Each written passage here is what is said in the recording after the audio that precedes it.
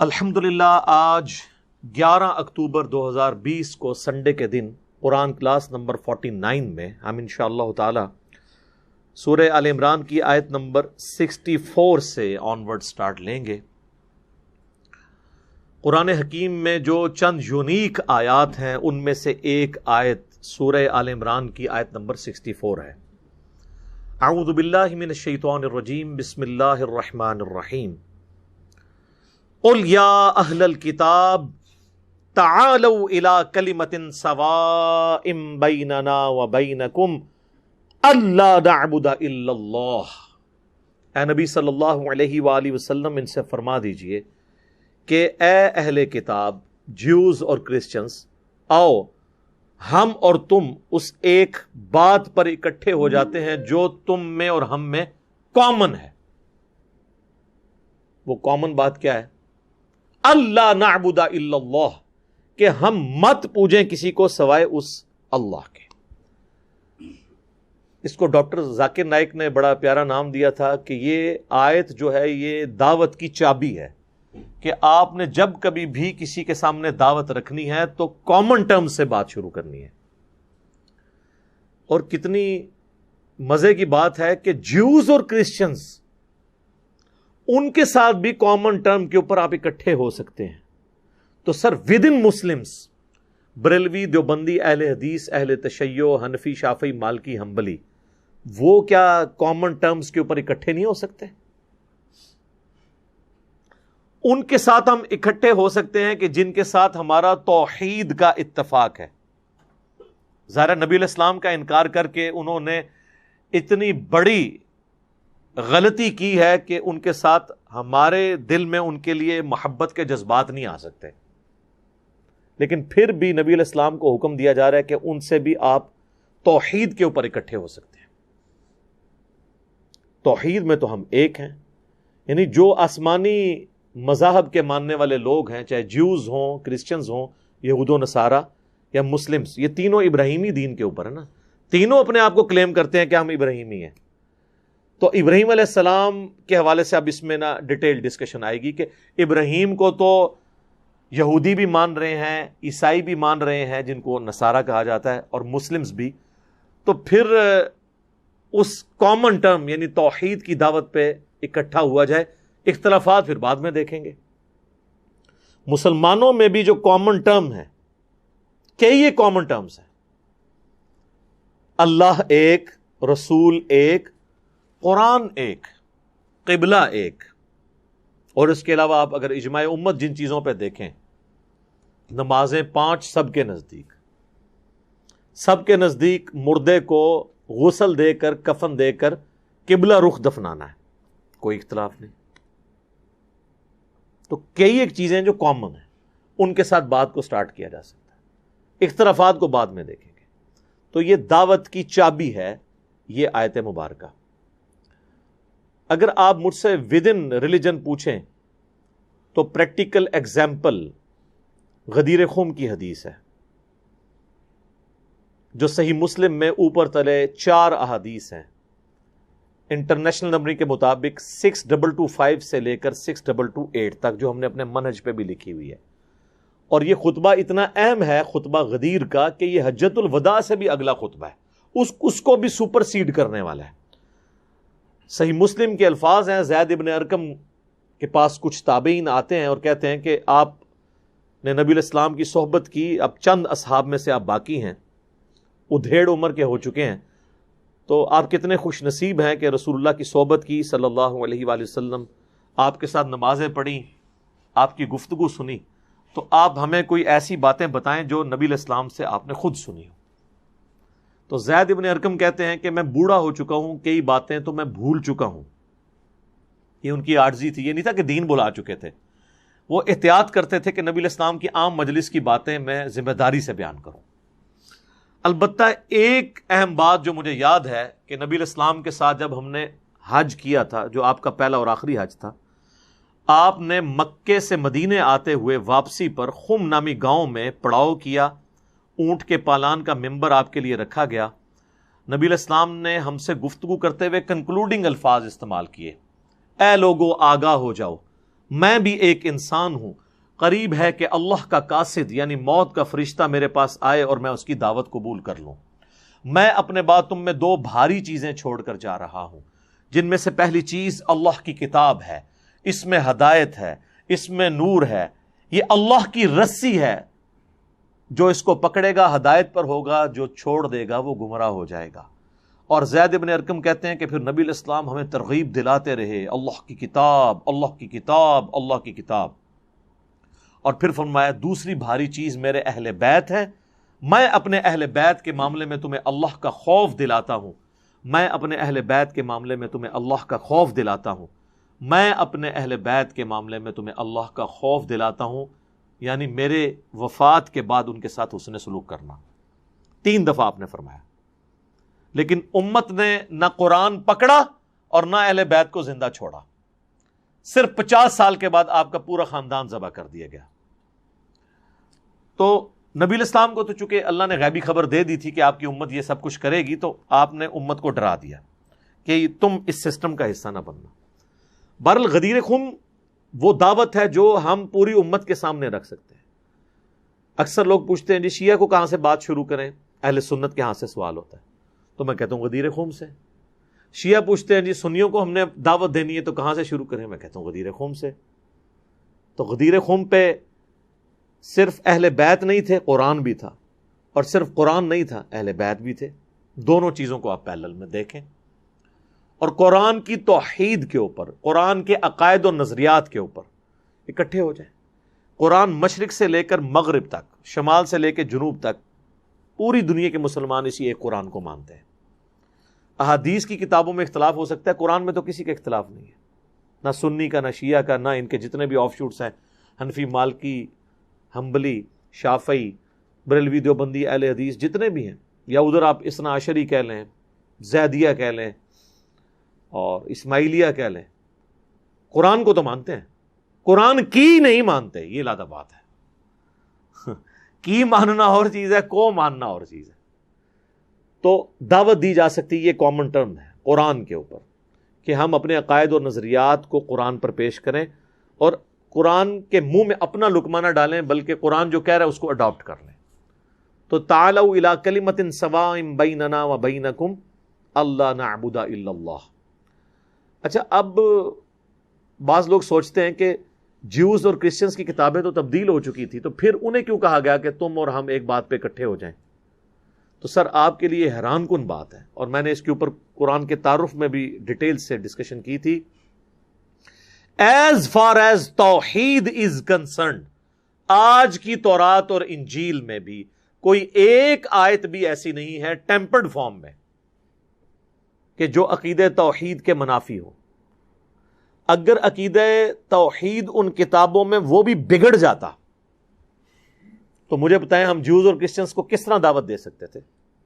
انہوں نے تو اپنی کتابوں کو ہی ماننا تھا نا۔ اللہ نے اس لحاظ سے ان کا دین بھی محفوظ رکھا ہوا ہے کہ توحید کے اندر کوئی چیز داخل نہیں ہوئی۔ باقی بدعات، عقائد کے اندر خرابیاں آئی ہیں، لیکن توحید کے حوالے سے 24 کیرٹ سونا توحید ہے آج کے نیو ٹیسٹمنٹ میں بھی، اور فائنل ٹیسٹ جو اولڈ ٹیسٹمنٹ ہے، فائنل ٹیسٹمنٹ تو میں اسے کہتا ہوں قرآن کو۔ آپ دیکھیں مسلم اسکالرز جو اس چیز کے ایکسپرٹس ہیں، ان کے جب مناظرے ہوتے ہیں، ڈیبیٹس ہوتی ہیں کرسچنز کے ساتھ توحید کے اوپر، تو کوئی ایک آیت وہ اپنی کتابوں سے نہیں دکھا سکتے جو ٹرینٹی کو سپورٹ کرتی ہو، بلکہ وہ تو اتنی سخت قسم کی آیات ہیں تورات کے اندر موجود ہے کہ اللہ تعالیٰ فرماتا ہے میں جیلس گاڈ ہوں، زمین پر، زمین کی گہرائیوں میں، سمندروں میں، آسمانوں پر، میں اپنے ساتھ کسی اور کو شریک برداشت کرنے کے لیے تیار نہیں ہوں۔ اور یہ جتنی آیات پیش کرتے ہیں نا ٹرینٹی کے لیے، وہ ساری آؤٹ آف کانٹیکسٹ ہے، ان کا وہ فہم ہی نہیں بنتا۔ اسی لیے آپ دیکھیں جو لوگ پھر پڑھنا شروع کرتے ہیں نا تو گمراہ ہو جاتے ہیں ان کی نظر میں۔ کتنے کرسچنز ہیں جنہوں نے، ادھر بھی یہی رونا رویا جاتا ہے کہ جی ڈائریکٹ نہیں آپ نے پڑھنی کتابیں، علماء سے پوچھ کے چلنا ہے، ان کا فہم لے کے چلنا ہے۔ تو علماء کا فہم لے کے چلیں گے تو پھر تو وہ وہی بتائیں گے نا جو ان کے بابوں نے ان کو سکھایا ہے۔ ایک نیو مسلم ہے جوشوا، اب نیو مسلم بھی نہیں رہے، آپ سمجھیں ان کو تو مسلمان ہوئے بھی آلموسٹ 25 سال ہو چکے ہیں۔ ان کی یوٹیوب پہ ویڈیو ہے جو ملینز آف پیپل نے دیکھی ہے انگلش میں، 1 گھنٹے کی ہے سر وہ ویڈیو، اشک بار آنکھوں سے دیکھنے والی ہے. How Bible lead me to accept Islam, Bible نے مجھے کیسے مجبور کیا کہ میں نے اسلام قبول کر لیا. اس میں انہوں نے اپنی لائف سٹوری بتائی ہے. وہ 17-18 سال کی عمر میں یوتھ منسٹر بن گئے تھے. یوتھ منسٹر یعنی ایک ٹرم ہے، ایک اصطلاح ہے جو یعنی آپ سمجھ لیں ینگ علماء میں سے تھے وہ. ٹھیک ہے نا، ایک ہوتے ہیں نا جو یادگار اسلاف ہوتے ہیں، ایک ہوتے ہیں جناب ایک جوان خون ابھرتا ہوا نوجوان، وہ جو ہمارے بھی یہاں پہ ٹرم استعمال ہوتی ہے. اور انہوں نے بائبل پڑھی تو اس کے بعد وہ اپنے علماء سے سینئر سے پوچھتے تھے کہ جی یہ جس توحید کا ذکر بائبل کر رہی ہے تو ہم لوگ تو اس توحید کے اندر نہیں ہیں. یوں کرتے کرتے وہ الٹیمیٹلی اسلام تک پہنچے. اور پھر جب قرآن ان کو پہلی دفعہ گفٹ کیا مسلم اسکالر نے جمعے کے خطبے میں، وہ ادھر گیا تھا مسجد میں صرف آبزرو کرنے کے لیے، سر جمعے کو اس سے قرآن ملا ہے تو منڈے کی صبح تک وہ پورا قرآن ترجمے سے پڑھ چکا تھا. اور کہتا ہے پہلی رات ہی میں نے اپنا دل اس کتاب کو دے دیا. سر وہ انسان کے آنسو نہیں رکتے ہیں جب انسان اس کی گفتگو سنے. وہ کہتا ہے جس توحید کی مجھے تلاش تھی نا وہ اس قرآن میں ہے. اچھا اس کا قد چھوٹا سا ہے تو کہتا ہے میرے نزدیک نا حضرت داؤد علیہ السلام میرے آئیڈیل تھے، کیونکہ حضرت داؤد کا بھی قد چھوٹا تھا. لیکن کہتا ہے جب میں تورات میں ان کے بارے میں پڑھتا تھا کہ وہ اپنی ایک صحابی کی بیوی پہ عاشق ہو گئے نعوذ باللہ، اور اسے مروا کے خود شادی کر لی اس عورت سے، تو میرا دل کھٹا پڑتا تھا کہ یہ کون سا ڈیوڈ ہے، یہ کیا پیغمبر ہو سکتا ہے. اور کہتا ہے جب میں نے قرآن پڑھا تو قرآن جس طریقے سے پیغمبروں کا ذکر کرتا ہے اور جس طریقے سے ان کے کریکٹر کو آئیڈیلائز کر کے پیش کرتا ہے اور ان پر جو تہمات لگائی گئی تھیں ان کے ماننے والوں کی طرف سے وہ دور کرتا ہے، تو میں نے کہا ہاں یہ کتاب واقعی انبیاء کی تعلیم دینے والی کتاب ہے. تو یہ کچھ سادہ جملہ نہیں ہے کہ آؤ اہل کتاب ہم بھی اکٹھے ہو جائیں اس بات کے اوپر. اچھا اگر اس حوالے سے میں وہ چیز ذکر نہ کروں تو ناانصافی ہوگی. پبلک میں ایک چیز مشہور ہے، ایک حدیث سنن دارمی کی، کہ ایک دفعہ حضرت عمر نے تورات کے چند صفحے اٹھائے ہوئے تھے تو نبی علیہ السلام کے چہرے مبارک پہ ناگواری کے آثار آئے، تو آپ نے ان کو کہا کہ آج موسیٰ بھی زندہ ہوتے تو میری پیروی کرتے. یہ روایت اصول محدثین پہ ضعیف ہے. شیخ زبیر علی زئی صاحب نے مشکات کی پہلی جلد میں کتاب و سنت والے چیپٹر جو ہے اس میں اس کے اوپر تحکیم کی ہے. یہ روایت بالکل کمزور ہے اور قرآن سے بھی ٹکراتی ہے، کیونکہ قرآن تو یہ بات کرتا ہے کہ تورات سے، یہ آپ دیکھیں یہ آیت اگر کہہ رہی ہے کہ آؤ ہم کامن ٹرم پہ اکٹھے ہو جائیں، تو کیا یہود و نصارہ اور ہمارے درمیان قرآن کامن ہے؟ وہ تو قرآن کو مانتے ہی نہیں ہیں. ہاں پرانی الہامی کتابیں وہ کامن ہیں، اگرچہ ہم کہتے ہیں کہ ان میں تعریف ہوئی ہے، لیکن یہ نہیں ہے کہ ہم ان کتابوں کو سرے سے انکار کرتے ہیں. تو آپ یہ دیکھیں قرآن حکیم میں کئی ایک جگہ یہ مضمون آیا ہے. یہ جو پارہ نمبر 4 ہے اس کا آغاز ہی اس سے ہو رہا ہے، سٹارٹ ہی میں شروع میں ہی آپ کو یہ آیات مل جائیں گی.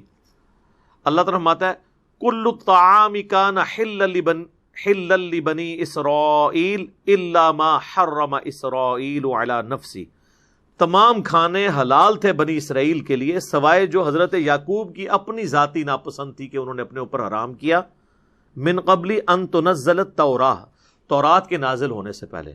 پھر ظاہر ہے جب تورات نازل ہوئی تو اللہ تعالیٰ نے کہا کہ بھئی یہ ذاتی پسند ناپسند تھی، اس کو آپ نے حرام کا درجہ کیوں دے دیا ہے حضرت یعقوب علیہ السلام کی ناپسند کو، اور اللہ تعالیٰ نے اس کے ذریعے اس کو حلال ڈکلیئر کیا. اس کے ساتھ یہ آتا ہے قل فأتوا بالتوراۃ فاتلوہا ان کنتم صادقین، اے نبی ان سے فرماؤ تورات لے آؤ اور اس میں پڑھو اگر تم سچے ہو. کہ کہاں لکھا ہوا ہے کہ اونٹ کا گوشت جو ہے وہ حرام ہے؟ اونٹ کا گوشت حضرت اسرائیل کو پسند نہیں تھا. حضرت اسرائیل جو ہے یہ لقب ہے حضرت یعقوب کا، لہذا اسرائیل سے ہمیں کوئی چڑ نہیں ہے، اس کے کرتوتوں سے ہے. ہمارے تو قرآن میں بنی اسرائیل صورت ہے پوری. اسرائیل کہتے ہیں اللہ کا بندہ ہیبرو لینگویج کے اندر، عبرانی زبان میں. تو اللہ تو کہہ رہا ہے تورات لاؤ، اے نبی ان سے کو تورات پڑھیں، اور قرآن ہی سورۃ البقرہ اور آل عمران میں کہہ رہا ہے انہوں نے کتابیں بدل دی ہیں. تو بدل جانے کے باوجود بھی اس میں اچھا خاصا مواد موجود ہے. نبی علیہ السلام کی پروفیسیز آج تک موجود ہیں. وہ میں نے قرآن کے تعارف میں کئی ایک چیزیں بیان کی تھی. تو نبی علیہ السلام ایون فیصلے کرتے تھے. ابو داؤد میں ایک حدیث ہے کتاب الحدود چیپٹر میں کہ یہودیوں کا ایک دفعہ کوئی مقدمہ تھا زنا کا کیس، تو نبی علیہ السلام نپٹانے کے لیے گئے ان کے مدرسے میں، تو انہوں نے ایک گدی حضور کو پیش کی، آپ اس گدی پہ بیٹھ گئے، تھوڑی دیر بعد وہ تورات اندر سے لے کے آئے، تو نبی علیہ السلام نے اپنی پیٹھ کے نیچے سے گدی نکالی اور خود زمین پہ بیٹھ کے گدی سامنے رکھ کے تورات اس پہ رکھی، یعنی تورات کو رسپیکٹ دی، اور پھر آپ نے کہا میں ایمان لایا اس کتاب پر اور اس کے نازل کرنے پر والے پر، حالانکہ وہ ٹیمپرڈ تورات تھی۔ پھر اس کتاب سے آپ نے وہ رجم کی سزا کا فیصلہ کیا، وہ جب آیات آئیں تو وہ چھپا لی تھیں اس یہودی عالم نے، تو نبی علیہ السلام اپنے ساتھ ایک صحابی لے کے گئے تھے جو عبرانی زبان جانتے تھے، ان کا یا رسول اللہ یہ آیات موجود ہیں، پھر آپ نے رجم کا فیصلہ کیا وہاں پہ۔ تو اس سے پتہ چلا کہ یہود و نصارہ کی کتابوں سے بھی آپ استفادہ کر سکتے ہیں، لیکن یہ میں اس کے لیے کہوں گا جس نے قرآن حدیث پڑھ لیا ہے۔ قرآن پڑھا نہیں ہوا تو آپ جا کے پہلے وہ چیزیں پڑھیں گے، کیونکہ ہسٹری کی کئی چیزیں، انبیاء کی جو زمانی ترتیب ہے، یہ زیادہ ڈیٹیل میں آپ کو تورات اور انجیل میں ملتی ہیں، لیکن پہلے قرآن کو پڑھیں، کیونکہ قرآن تو ساری الہامی کتابوں کی دعوت کا خلاصہ ہے۔ بہرحال یہ کام ہر ایک بندے نے بھی نہیں کرنا، یعنی جنہوں نے یہود و نصارہ تک دعوت پہنچانی ہے اس کو ایکسپرٹ ہونا چاہیے ان کتابوں کا، عام بندے کو تو بیچارے کو یہ ٹائم نہیں کہ قرآن ترجمے سے پڑھ لے۔ تو یہ میں نے اس کو بریف کرنا ضروری سمجھا کہ یہ قرآن اگر کہہ رہے ہیں تو اس کا مطلب ہے کہ ان کتابوں سے بھی استفادہ آپ کر سکتے ہیں۔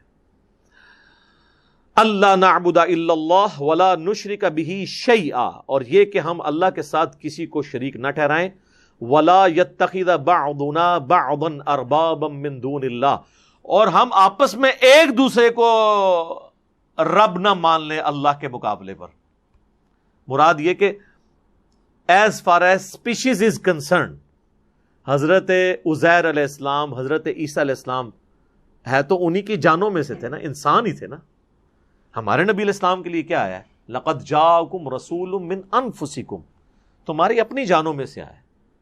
یہ مرتبے کی بات نہیں ہو رہی، اسپیشیز کی بات ہو رہی ہے، جنس کی، نوع کی بات ہو رہی ہے، فرشتے تو نہیں، انسان ہی ہیں۔ تو آپس میں ہم جو انسان ایک طرح ایک دوسرے کو رب تو نہ مان لیں، اللہ کو مانیں۔ اور ایک معنی یہ بھی ہے کہ جو علماء یہود اور علماء نصارہ ہیں نا، وہ آلموسٹ شریعت ساز بن چکے ہوئے تھے، رب کے درجے پہ ان کو فائز کر دیا ہوا تھا ان لوگوں نے کہ وہ شریعت کے حلال کو حرام، حرام کو حلال قرار دیتے تھے اور من پسند فتوے پیش کرتے تھے۔ اس کو بھی کہا گیا ہے گویا کہ رب مان لیا۔ سورہ توبہ میں آگے چل کے آئے گا، اتخذوا احبارہم ورہبانہم اربابا من دون اللہ، یہود و نصارہ نے اپنے علماء اور اپنے صوفیوں کو، جوگیوں کو، بزرگوں کو، راہبوں کو رب مان لیا تھا اللہ کے مقابلے پہ۔